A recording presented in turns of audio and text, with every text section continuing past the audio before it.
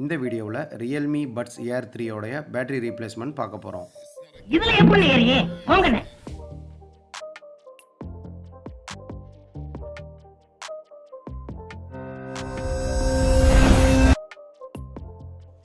Customer இந்த டிவைஸை ரொம்ப நாளாக சார்ஜ் போடாமல் வச்சுருந்துருக்காரு. ஸோ இதனால் இதில் இருக்கக்கூடிய 3 பேட்டரியுமே டோட்டலாக ட்ரை ஆயிடுச்சு. 3 பேட்டரிங்கிறது லெஃப்ட்டு ரைட்டு ப்ளஸ் கேஸில் இருக்கக்கூடிய பேட்டரி.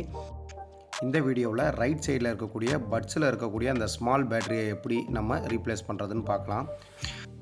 இந்த பட்ஸை டிஸ்அசம்பிள் பண்ணுறதுக்கு ஒரு நைஃபே போதுமானது தான். பட் இருந்தாலும் கான்டாக்ட் கிளீனர் ஸ்ப்ரேவை ரெடி பண்ணி வச்சுக்கோங்க. இந்த ஒரு யூனிட்டில் speaker line plus battery line இந்த ரெண்டையுமே மெர்ஜ் பண்ணி சென்டரில் கொடுத்துருப்பாங்க. ஸோ இதில் நீங்கள் வேகமாக இதை டிஸ்அசம்பிள் பண்ணணும்னு நினச்சிங்கன்னா இருக்கக்கூடிய எல்லா லைனுமே கட் ஆயிரும். ப்ராப்பராக கொஞ்சம் கொஞ்சமாக இந்த லைனிங்கை வெளியில் எடுங்க. உங்களுக்கு ரொம்ப ஹார்டாக இருக்கிற மாதிரி நீங்கள் ஃபீல் பண்ணிங்கன்னா நீங்கள் கான்டாக்ட் கிளீனர் ஸ்ப்ரேவை அப்ளை பண்ணிடுங்க. கான்டாக்ட் கிளீனர் ஸ்ப்ரேவை அப்ளை பண்ணும்பொழுது ரொம்ப ஃபியூ ட்ராப்ஸ் மட்டுமே யூஸ் பண்ணுங்கள். ப்ராப்பராக எல்லா செக்ஷனையுமே வெளியில் எடுத்ததுக்கப்புறம் இந்த TWSயில் பேட்ரி செக்ஷன் தனியாக ப்ளஸ் ஸ்பீக்கர் செக்ஷன் தனியாக இது ரெண்டையுமே தனித்தனியாக பிரித்து எடுக்கணும். இந்த TWSயில் காயின் டைப்பு பேட்ரி யூஸ் பண்ணியிருக்காங்க. இப்போது இந்த பேட்டரியை தனியாக பிரித்து எடுத்ததுக்கப்புறம் பேட்டரியில் இருக்கக்கூடிய டெர்மினல்ஸ் ரெண்டையுமே கட் பண்ணிடுங்க. ஏன்னா இந்த பேட்டரியை இதுக்கப்புறம் நம்ம யூஸ் பண்ண முடியாது. இந்த TWSயில் பேட்டரியை ஸ்ட்ரிப்போடு கனெக்ட் பண்ணுறதுக்கு ஸ்பாட் வெல்டிங் மெத்தடை யூஸ் பண்ணியிருப்பாங்க. நம்மக்கிட்ட ஸ்பாட் வெல்டிங் ஃபெசிலிட்டிலாம் இல்லாதனால நம்ம சால்ட்ரிங் ப்ராசஸே ஸ்டார்ட் பண்ணி இந்த பேட்டரியில் இருக்கக்கூடிய டெர்மினலை அந்த ஸ்ட்ரிப்போட சால்ட்ரிங் பண்ணிடலாம். இப்போது நம்ம பேட்டரியை கட் பண்ணி தான் வெளியில் எடுத்தோம். இந்த கட் பண்ணி வெளியில் எடுத்ததுனால இந்த ஸ்பாட் வெல்டிங் பண்ணியிருப்பாங்க பார்த்தீங்களா, அந்த மெட்டலு இப்போ வெளியில் வந்துச்சு பார்த்தீங்களா, அந்த மெட்டலை நம்ம வெளியில் எடுக்கணும்.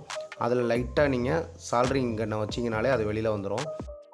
இப்போது இந்த பேட்டரியை அந்த ஸ்ட்ரிப்போட சால்டர் பண்ணிட வேண்டியதான்.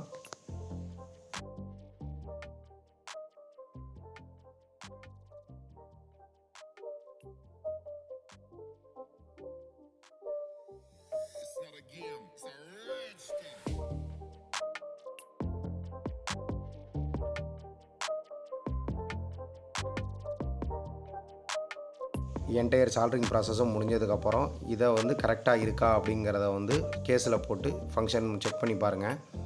இப்போது கேஸில் பேட்ரி இல்லாதனால டைரக்ட் கரண்ட்டில் தான் சார்ஜிங் பண்ண முடியும். ஏன்னா கேஸில் இருக்கக்கூடிய பேட்டரியை மாற்றணும்.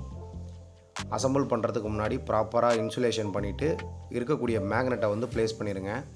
நீங்கள் மேக்னெட்டை ப்ளேஸ் பண்ணலை அப்படின்னா சார்ஜிங் ஃபங்க்ஷன் ப்ராப்பராக சார்ஜ் ஆகாது.